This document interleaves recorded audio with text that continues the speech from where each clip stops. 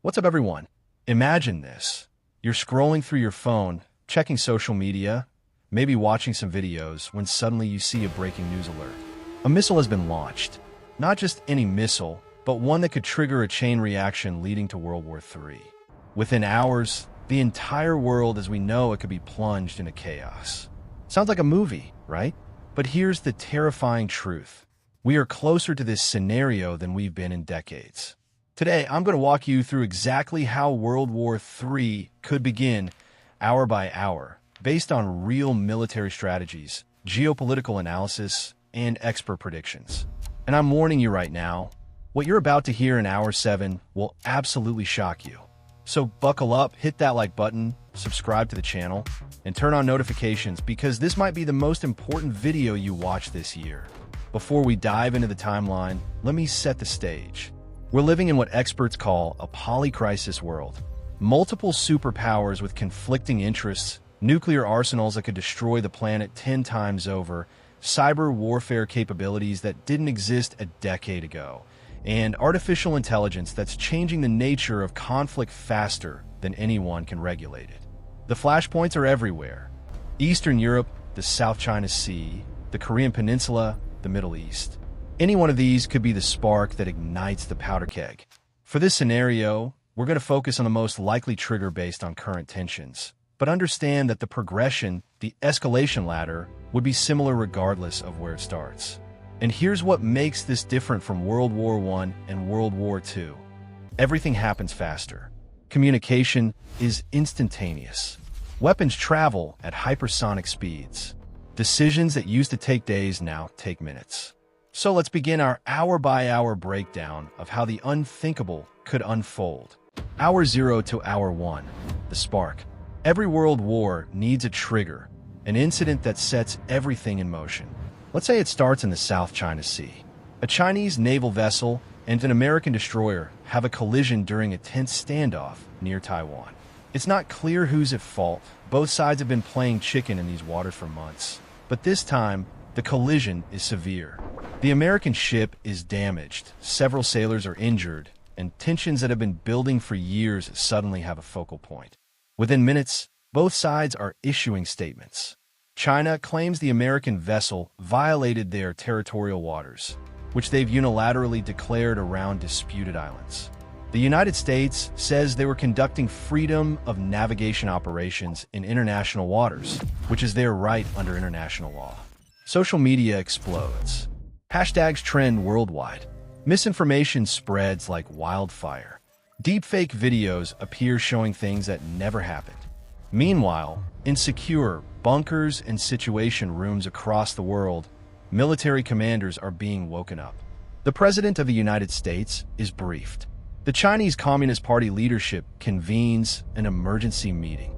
In Moscow, the Kremlin is watching closely, calculating how this benefits their interests.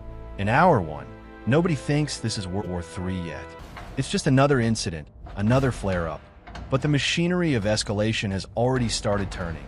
And once it starts, it's incredibly difficult to stop. Hour 2 to Hour 4, the escalation begins. By Hour 2, both nations have moved to high alert status. The United States activates its Indo-Pacific Command to full readiness. Aircraft carriers in the region change course toward the incident location. Fighter jets are scrambled. China does the same, mobilizing its Eastern and Southern theater commands. Now here's where it gets dangerous. Neither side wants to appear weak. This is about national pride, about credibility, about deterrence. If one side backs down, they fear it sends a message that they can be pushed around. So instead of de-escalating, both sides double down. The United States announces it's sending additional naval assets to the region as a show of strength and to protect its damaged vessel. China declares a no-fly zone around the disputed area and warns that any aircraft entering will be shot down. By Hour 3, the first shots are fired, but not by the major powers directly. A Taiwanese patrol boat, seeing an opportunity to assert its own claims, gets too close to a Chinese vessel. Warning shots are exchanged. Nobody is hit, but the incident is enough to further inflame tensions. Now we have 3 parties involved instead of 2, and the situation is exponentially more complicated. The global stock markets, which open normally, are now in freefall. Investors are panicking, pulling money out of equities, rushing to safe havens like gold and Swiss francs. Oil prices spiked by 40% in a matter of hours as traders anticipate supply disruptions. By hour 4, emergency sessions are being called at the United Nations. The Secretary General is trying to broker talks, but here's the problem. In the age of social media and 24-hour news cycles, leaders are trapped by their own rhetoric. They've made bold statements to their domestic audiences, drawn red lines they can't walk back from without looking weak. The machinery of war is starting to override the machinery of diplomacy. Hour 5 to hour 7, allies are pulled in. This is where World War III stops being a conflict between two nations and becomes truly global. By hour 5, NATO is holding emergency consultations. Article 5, the Mutual Defense Clause, hasn't been invoked yet, but member states are discussing contingencies. Japan, South Korea, and Australia, all American allies in the Pacific, are activating their own military readiness protocols. They have mutual defense treaties with the United States, and they know that if this escalates, they're going to be dragged in whether they want to be or not. Meanwhile, Russia sees an opportunity. They've been waiting for America to be distracted, overstretched. By hour 6, Russian forces start unusual movements along the Ukrainian border and in the Baltics. Is this just posturing, or are they planning to open a second front while America is focused on Asia? NATO doesn't know, but they can't take chances. Forces in Eastern Europe go to high alert. Now, here's the absolutely terrifying part that happens in hour 7. The thing I promised would shock you. The first cyber attacks begin, and they're not targeting military installations. They're targeting civilian infrastructure. Power grids start failing in major American cities. Water treatment plants go offline in Chinese urban centers. Nobody officially claims responsibility, but everyone knows. This is the new warfare, where you can bring a nation to its knees without firing a single bullet. Hospitals lose power. Traffic systems fail. Banking networks crash. And here's the worst part. Nobody knows how deep the infiltration goes. Are these attacks isolated, or are they just the first wave? Could the attackers shut down nuclear power plants? Could they compromise the command and control systems for nuclear weapons? The uncertainty is almost worse than the attacks themselves. Panic buying starts in supermarkets around the world. People are filling bathtubs with water, stocking up on canned goods, withdrawing cash from ATMs before the banking system potentially collapses completely. Hour 8 to hour 12, the point of no return. We're now entering what military strategists call the zone of irreversibility. By hour 8, there have been the first military casualties. A Chinese fighter jet shoots down an American reconnaissance drone that got too close to their naval formations. The United States retaliates by taking out a Chinese radar installation with a precision missile strike. No one has died yet in direct combat, but both sides have now used weapons against each other's assets. The escalation ladder just went up several rungs. Diplomatic channels are still open, theoretically, but they're not working.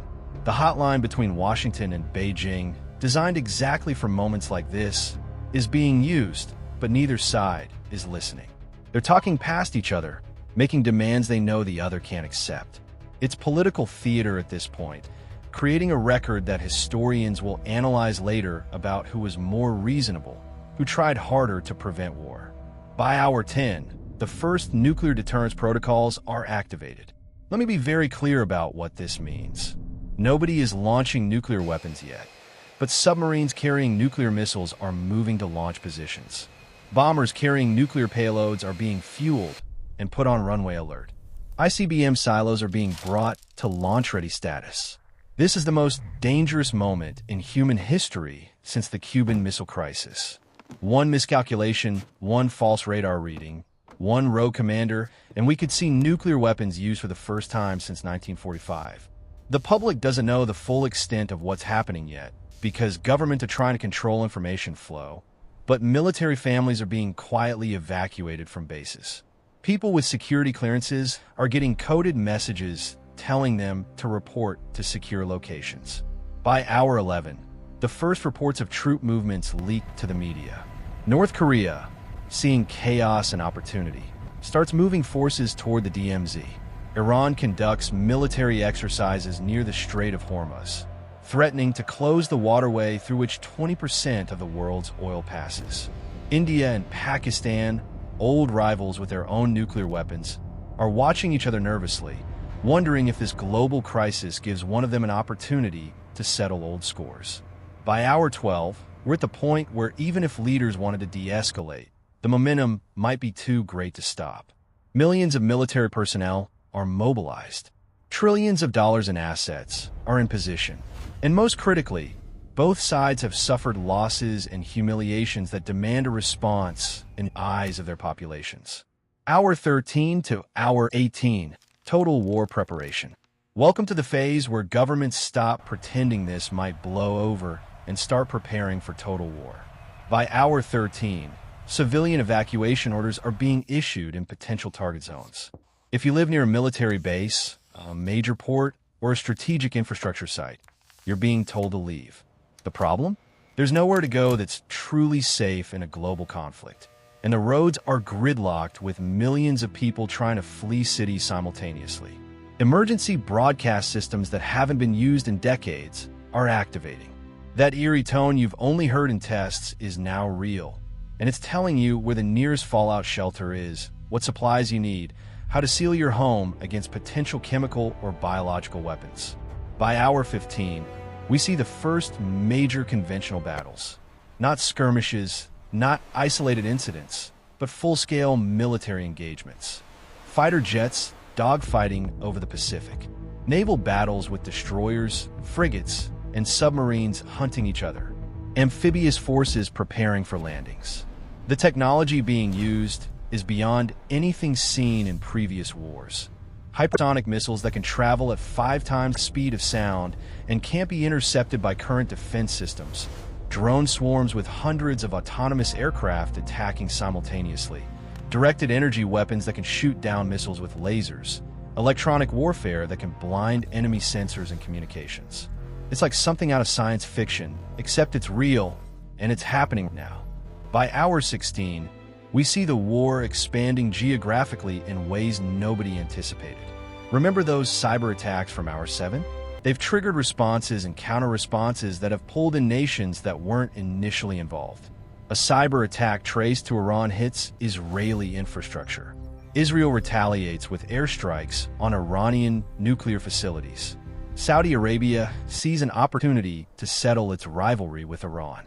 Turkey makes moves in Syria. The European theater is heating up too. Russian forces have crossed into Ukraine in a major offensive, calculating that NATO is too divided and distracted to respond effectively. Poland invokes Article 5. NATO is now officially at war with Russia. By hour 18, every major military alliance in the world is activated. It's not just NATO. The Collective Security Treaty Organization, led by Russia, the Shanghai Cooperation Organization, every defense pact and mutual aid treaty written in the last 70 years is being invoked. The world is choosing sides, and neutrality is becoming impossible. Hour 19 to hour 22, the nuclear question. We've reached the moment everyone has been dreading. By hour 19, there are confirmed reports of tactical nuclear weapons being moved to the battlefield. These aren't the city-destroying strategic nukes. These are smaller, battlefield weapons designed to destroy military formations or hardened bunkers. The justification from the country deploying them goes something like this. We're losing conventional battles. Our forces are being overrun.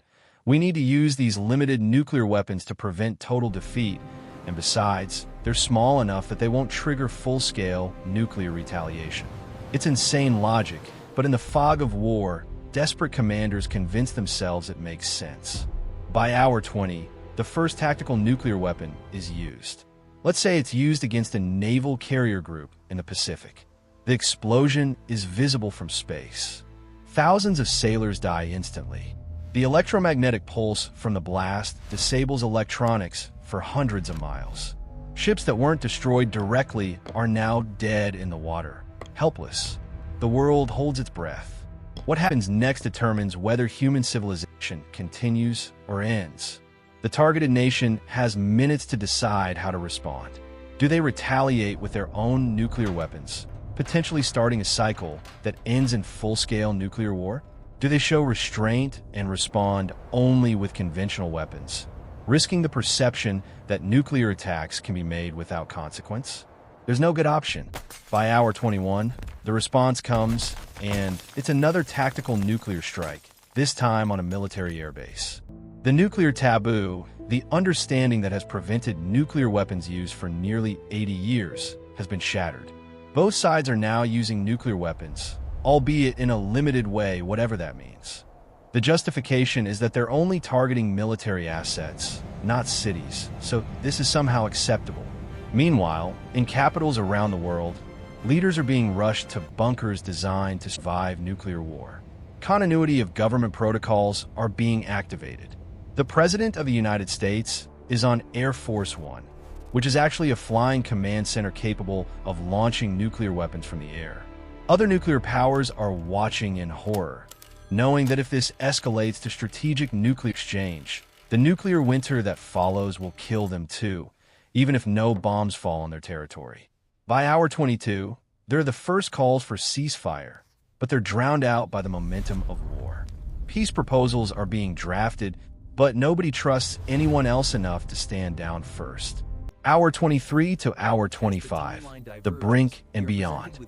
We're now hour 23, and this is where our timeline has to split into two possible scenarios, because the next few hours determine the fate of human civilization.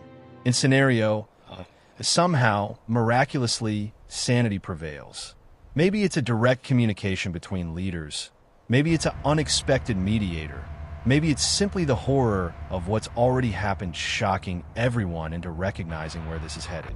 A ceasefire is proposed, and, incredibly, both sides accept. The fighting doesn't stop immediately. There's too much momentum, too many units in contact. But the escalation stops. No more new fronts open. No more strategic weapons are used. Over the next days and weeks, a fragile peace is negotiated. The world is devastated.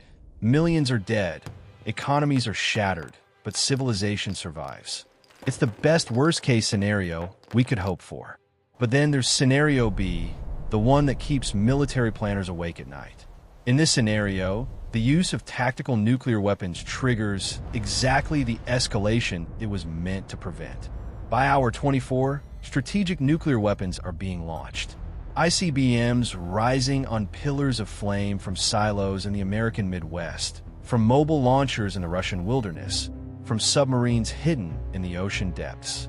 The launch detection systems light up like Christmas trees. Early warning satellites spot the thermal signatures.